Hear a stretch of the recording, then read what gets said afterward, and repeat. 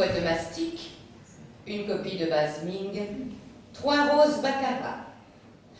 J'ajoute à ça tentative de vol par effraction, vandalisme et atteinte à ma vie privée. Je vous fais grâce de l'allumette à condition que vos ravages s'arrêtent là. Vous pleurez pourquoi? Je ne pleure pas. Je ne pleure jamais. Là, les larmes de votre naissance. Là, la rivière salée d'un premier chagrin d'amour. Là, là et là, votre incompétence, votre impudeur et votre faiblesse de vous être fait larguer du ciel sans lever le petit doigt juste devant chez moi. Ce qui vous arrive ce soir m'est complètement égal. Et votre seul salut est, je le crains, l'exercice peu périlleux d'une demi-marche à pied. Qui sait, cette petite douleur exquise vous fera peut-être le plus grand bien. Une larme qui se mélange à la pluie battante de mars pour quelqu'un qui n'a jamais pleuré. C'est, en fait, une aubaine. Allez, partez maintenant. Je vais attendre ici que l'on s'inquiète un peu de moi. Le souci est un moteur puissant, vous ne trouvez pas? En plus, il est la preuve que l'on vous aime. Je commence à trouver votre attitude envers moi passionnante. Une attitude en ce qui me concerne, disons, spectaculairement expérimentale. La question n'est pas que je vous aime ou que je ne vous aime pas. Ce soir, j'ai rendez-vous et vous êtes tout simplement à cet instant de trop. Rendez-vous. Ça n'est pas grave. Ça n'a même aucune importance. Ils m'ont aimé comme on aime une peau de radis à la place d'un bouquet de cravates. Je t'aime.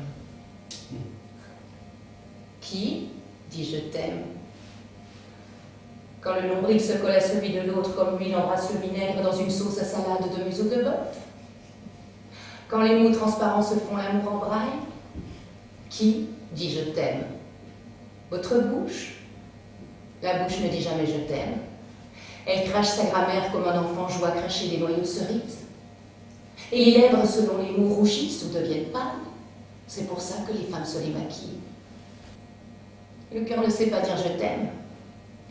Il est comme le soleil, il fixe le calcium et fait briller les chromés par choc. Je t'aime.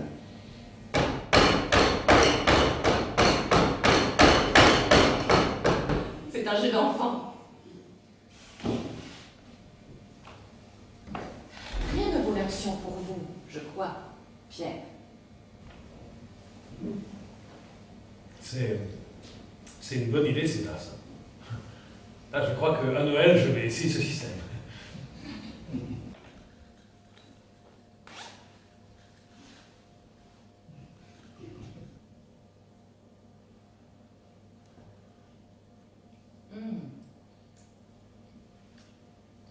Si je pouvais, je mangerais cette soupe avec les doigts. Comme quand on essaye d'attraper une étoile entre le pouce et l'index. Vous n'y dites plus rien? Vous vous demandez si ça va vous faire mal?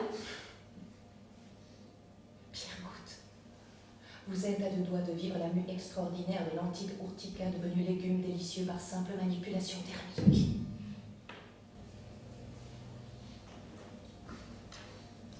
La seule mue dont je me rappelle est celle de mes 17 ans. Pubère,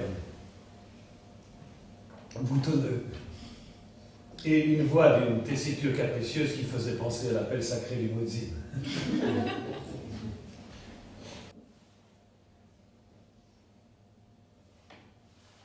Dommage vraiment que vous soyez si frileux face à l'imprévisible. Pas le grand imprévisible, mais ces petites questions de rien du tout. Vous verrez, la crasse n'empêche pas le sourire. Et il faut oublier l'odeur pestilentielle des émanations de vieux roquefort et de moules marinières. Vous vous croirez peut-être comme sur un paquebot qui vous amène en remontant le Saint-Laurent jusqu'au bassin Louise.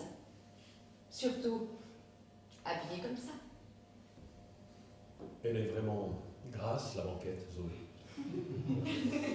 Très grasse, Pierre. Et la cassette? Elle est vraiment pourrie. Mon dada, c'est Wagner.